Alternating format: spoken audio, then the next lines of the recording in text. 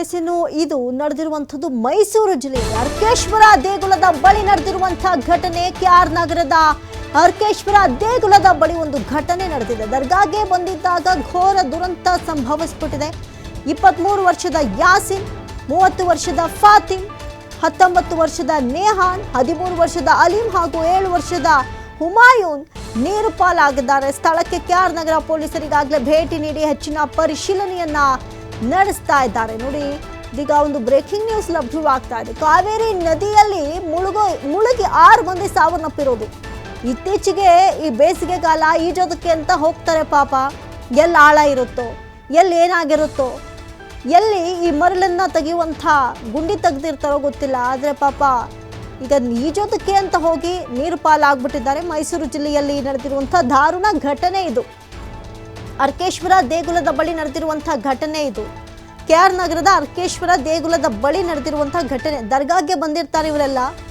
ಆ ಸಂದರ್ಭದಲ್ಲಿ ಈಜೋದಕ್ಕೆ ಅಂತ ಹೋಗಿರ್ತಾರೆ. ಅಲ್ಲಿ ಘೋರ ದುರಂತ ಒಂದು ಸಂಭವಿಸ್ಬಿಟ್ಟಿದೆ. 23 ವರ್ಷದ ಯಾಸಿನ್, 30 ವರ್ಷದ ಫಾತಿಮ್, 19 ವರ್ಷದ ನೇಹಾನ್, ನೋಡಿ 13 ವರ್ಷದ ಅಲೀಂ, 7 ವರ್ಷದ ಹುಮಾಯೂನ್ ನೀರು ಪಾಲಾಗಿದ್ದಾರೆ. ಬಾಳಿ ಬದುಕಬೇಕಾದಂಥ ವಯಸ್ಸವರು ಕೂಡ ಈ ರೀತಿಯಾಗಿ ನೀರು ಪಾಲಾಗಿರೋದು ನಿಜಕ್ಕೂ ದುರ್ದೈವ.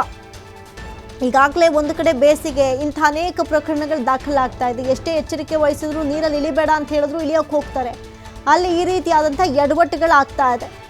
ಸದ್ಯಕ್ಕೆ 6 ಜನ ನೀರು ಪಾಲಾಗಿದ್ದಾರೆ. ಅದರಲ್ಲೂ ಕೂಡ ಈಜೋದಕ್ಕೆ ಅಂತ ಈ 6 ಮಂದಿ ಹೋಗಿದ್ರು, ದರ್ಗಾಗೆ ಹೋಗಿದ್ರು. ದರ್ಗಾದಿಂದ ಡೈರೆಕ್ಟ್ ಈಜೋಣ ಅಂತ ಹೋಗಿದ್ದಾರೆ.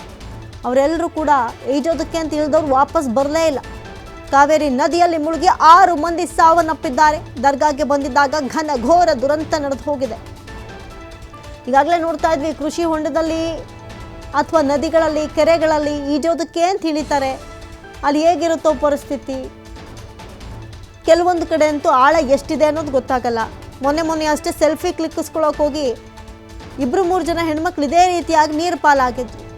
ಅಂಥದ್ದೇ ಘಟನೆಗಳು ಜರುಗ್ತಾ ಇದೆ. ನೋಡಿ, ಹೇಳಿ ಕೇಳಿ ಬೇಸಿಗೆ, ನೀರು ಕಂಡಲ್ಲಿ ಧುಮುಕುವಂಥ ಪ್ರಯತ್ನಗಳು ಬೇಡ. ನೀರಿನ ರಭಸಕ್ಕಾಗಲಿ ಅಥವಾ ಈ ಕೆರೆ, ನದಿ, ಕೃಷಿ ಹೊಂಡದಲ್ಲಿ ಹೂಳು ತೆಗೆದಿರ್ತಾರೆ. ಅದರ ಆಳ ಅಗಲ ನಿಮಗೆ ಗೊತ್ತಿರೋದಿಲ್ಲ. ಅಲ್ಲೆಲ್ಲವೂ ಕೂಡ ಜೀವ ಬಲಿ ಪಡೆದುಕೊಳ್ಳುವಂತಹ ಸಿಚುಯೇಷನ್ಸ್ಗಳಿರುತ್ತೆ. ಹಾಗಾಗಿ ಕೆಲವೊಂದು ಕಡೆ ಬೇಸಿಗೆ ತಣ್ಣಗಿರೋಣ ಅಂತ ನೀರಿಗೆ ಇಳಿಯೋ ಮುನ್ನ ಎಚ್ಚರ. ಅನೇಕ ಪ್ರಕರಣಗಳು ವರದಿ ಆಗ್ತಾ ಇದೆ ಇತ್ತೀಚೆಗೆ. ಇದೀಗ ಮತ್ತೆ ಅಂಥದ್ದೇ ಪ್ರಕರಣ ಮೈಸೂರಿನ ಕೆಆರ್ ನಗರದಲ್ಲಿ ಆಗಿದೆ. ಕಾವೇರಿ ನದಿಯಲ್ಲಿ ಮುಳುಗೋದಕ್ಕೆ ಅಂತ ಹೋಗಿ 6 ಜನ ಸಾವನ್ನಪ್ಪಿದ್ದಾರೆ. ಮೈಸೂರು ಜಿಲ್ಲೆಯ ಅರ್ಕೇಶ್ವರ ದೇಗುಲದ ಬಳಿ ನಡೆದಿರುವಂಥ ಘಟನೆ. ಕೆಆರ್ ನಗರದ ಅರ್ಕೇಶ್ವರ ದೇಗುಲದ ಬಳಿ ನಡೆದಿರುವಂಥ ಘಟನೆ. ದರ್ಗಾಗೆ ಬಂದಿದ್ದಾಗ ಘನಘೋರ ದುರಂತ ಸಂಭವಿಸಿಬಿಟ್ಟಿದೆ.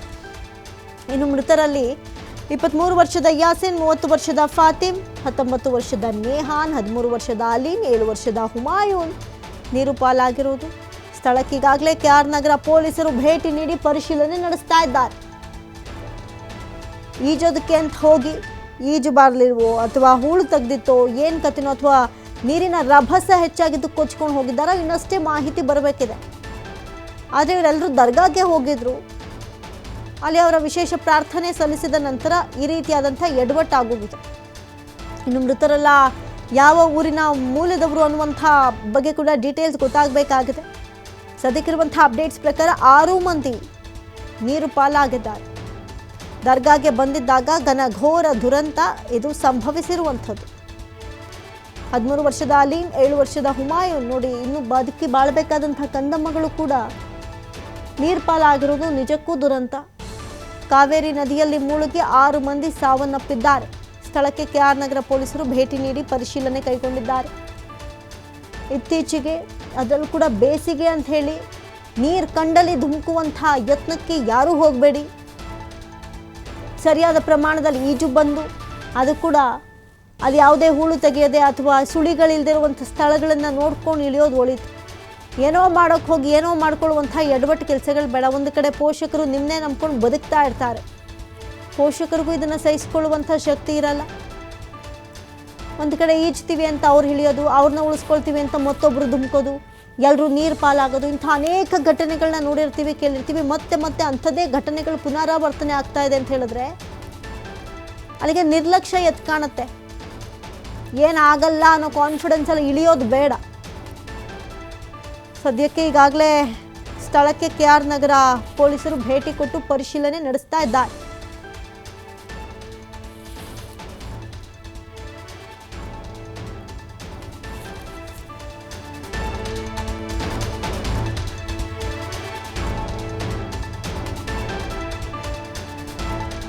ಕಾವೇರಿಯಲ್ಲಿ ಇದೀಗ ಕಾವೇರಿ ನದಿಯಲ್ಲಿ 6 ಮಂದಿ ಸಾವನ್ನಪ್ಪಿದ್ದಾರೆ. ಈ ಬಗ್ಗೆ ಮತ್ತಷ್ಟು ಮಾಹಿತಿಯನ್ನ ಕೊಡ್ತಾರೆ ಮೈಸೂರು ಪ್ರತಿನಿಧಿ ಪುನೀತ್, ಈಗಾಗಲೇ ನಾವು ನೋಡ್ತಾ ಇದ್ದೀವಿ, ಒಂದು ಕಡೆ ಬೇಸಿಗೆ ಅಂತ ಈಜಾಡೋದಕ್ಕೆ ಅಂತ ತೆರಳ್ತಾರೆ, ಆದರೆ ಇಂಥ ಅನೇಕ ಸಾವು ನೋವುಗಳಾಗ್ತಾ ಇದೆ. ಎಲ್ಲಿ ಏನಾಯ್ತು, ಯಾಕಾಯ್ತು, ಸದ್ಯಕ್ಕೆ ಅವರೆಲ್ಲರೂ ಸಿಕ್ಕಿದ್ದಾರೆ, ಏನಾದರೂ ಡೀಟೇಲ್ಸ್ ಇದೆಯಾ?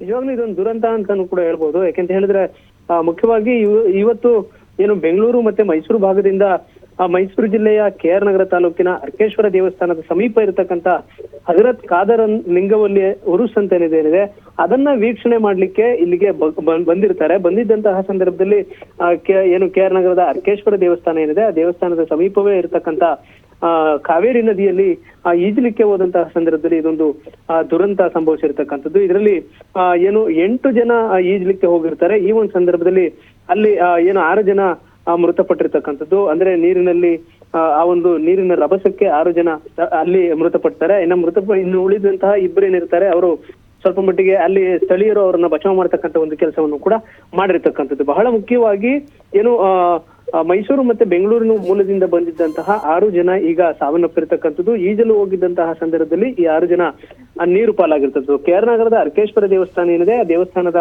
ಪಕ್ಕದಲ್ಲೇ ಹರಿಯುವಂತಹ ಕಾವೇರಿ ನದಿಯಲ್ಲಿ ಈ ಒಂದು ಘಟನೆ ನಡೆದಿರತಕ್ಕಂಥದ್ದು. ಇನ್ನ ಆ ದರ್ಗಾವನ್ನ ವೀಕ್ಷಣೆ ಮಾಡ್ಲಿಕ್ಕೆ ಬಂದಿದ್ದಂತಹ ಸಂದರ್ಭದಲ್ಲಿ ಆ ಏನು ಬಿಸಿಲು ಇದ್ದಂತ ಒಂದು ಹಿನ್ನೆಲೆಯಲ್ಲಿ ಆ ಒಂದು ಬಿಸಿಲಿನ ಜಳಕ್ಕೆ ಅವರು ಈಜನ್ನ ಮಾಡ್ಲಿಕ್ಕೆ ಹೋಗ್ತಾರೆ. ಆ ಒಂದು ಸಂದರ್ಭದಲ್ಲಿ ಈ ಒಂದು ಘಟನೆ ನಡೆದಿದೆ. ಯಾಸಿನ್ 23 ವರ್ಷದ ಯುವಕ ಆಗಿರ್ತಕ್ಕಂಥದ್ದು. ಜೊತೆಗೆ ಫಾತಿಮ್, ನೇಹಾನ್, ಅಲೀಂ, ಹುಮಾಯಿನ್ ಮತ್ತೆ ಈ ಒಂದು ಹುಮಾಯಿನ್ ಅಂತಕ್ಕಂಥ 7 ವರ್ಷದ ಹುಡುಗನು ಕೂಡ ಸಾವನ್ನಪ್ಪಿರ್ತಕ್ಕಂಥದ್ದು. ಇನ್ನ ಮುಖ್ಯವಾಗಿ ಇವರು ಬೆಂಗಳೂರು ಮತ್ತೆ ಮೈಸೂರು ಜೊತೆಗೆ ಊಟಿ ಭಾಗದಿಂದ ಬಂದಿರ್ತಾರೆ. ಇವರೆಲ್ಲರೂ ಕೂಡ ಏನು ಕೆಲವರು ಸ್ನೇಹಿತರಾಗಿದ್ರೆ, ಇನ್ನುಳಿದಂತೆ ಇವರೆಲ್ಲರೂ ಕೂಡ ಸಂಬಂಧಿಕರಾಗಿರ್ತಾರೆ. ಹೀಗಾಗಿ ಅವರೆಲ್ಲರೂ ಕೂಡ ಒಟ್ಟಿಗೆ ಈಜನ್ನ ಮಾಡ್ಲಿಕ್ಕೆ ಹೋದಂತಹ ಸಂದರ್ಭದಲ್ಲಿ ಈ ಒಂದು ಏನು ನೀರು ಪಾಲಾಗಿರ್ತಕ್ಕಂಥದ್ದು. ಇನ್ನಿಬ್ರು ಏನು ಗಂಭೀರ ಸ್ಥಿತಿಯಲ್ಲಿ ಇರ್ತಾರೆ, ಅವ್ರನ್ನ ಸ್ಥಳೀಯರು ಬಚಾವ್ ಮಾಡಿ ಅಲ್ಲಿಯೇ ಒಂದು ಸಮೃದ್ಧಿ ಅಂತಕ್ಕಂಥ ಒಂದು ಖಾಸಗಿ ಆಸ್ಪತ್ರೆ ಏನಿರುತ್ತೆ ಆ ಒಂದು ಖಾಸಗಿ ಆಸ್ಪತ್ರೆಗೆ ಈಗ ದಾಖಲು ಮಾಡಲಾಗಿರ್ತಕ್ಕಂಥದ್ದು. ಸ್ಥಳಕ್ಕೆ ಮೈಸೂರಿನ SP ಮಲ್ಲಿಕಾರ್ಜುನ ಬಾಲದಂಡೆ ಅವರು ಕೂಡ ಭೇಟಿಯನ್ನು ನೀಡಿದ್ದಾರೆ. ಜೊತೆಗೆ ಅಲ್ಲಿನ ಸ್ಥಳೀಯ ಪೊಲೀಸರು ಕೂಡ ಈಗ ಪ್ರಕರಣವನ್ನು ದಾಖಲಿಸಿಕೊಂಡು ಅಲ್ಲಿ ಪರಿಶೀಲನೆ ಮಾಡ್ತಕ್ಕಂಥ ಒಂದು ಕೆಲಸವನ್ನ ಮಾಡ್ಲಾಗ್ತಾ ಇರ್ತಕ್ಕಂಥದ್ದು. ಮುಖ್ಯವಾಗಿ ಈಗ ಏನು ಸದ್ಯದ ಒಂದು ಮಾಹಿತಿ ಏನಂತ ಹೇಳಿದ್ರೆ, ಅವರು ಬೆಂಗಳೂರು ಮತ್ತೆ ಮೈಸೂರು ಭಾಗದಿಂದ ಬಂದಿದ್ದಂತವ್ರು ಅಲ್ಲಿ ಹುರುಸ್ ಏನಿದೆ ಆ ಒಂದು ದರ್ಗಾವನ್ನ ವೀಕ್ಷಣೆ ಮಾಡ್ಲಿಕ್ಕೋಸ್ಕರ ಬಂದಿರ್ತಾರೆ. ಆ ಒಂದು ಸಂದರ್ಭದಲ್ಲಿ ದೇವಸ್ಥಾನದ ಮಗ್ಗಲಲ್ಲೇ ಇದ್ದಂತಹ ಒಂದು ಕಾವೇರಿ ನದಿಯಲ್ಲಿ ಈಜಲಿಕ್ಕೆ ಹೋದಂತಹ ಸಂದರ್ಭದಲ್ಲಿ ಈ ಒಂದು ದುರ್ಘಟನೆ ನಡೆದಿರತಕ್ಕಂಥದ್ದು. ನಿರೀಕ್ಷಾ ಪುನೀತ್, ಇನ್ನು ಎಷ್ಟು ಗಂಟೆ ಸುಮಾರಿಗೆ ನಡೆದಂತಹ ಘಟನೆ ಇದು? ಈಗಾಗಲೇ ಅವ್ರ ಕುಟುಂಬಸ್ಥರಿಗೆ ಮಾಹಿತಿ ಗೊತ್ತಾಗಿದೆ? ಕುಟುಂಬಸ್ಥರು ಏನಾದ್ರು ಅಲ್ಲಿಗೆ ಬಂದಿದ್ದಾರಾ, ಏನ್ ಕತೆ?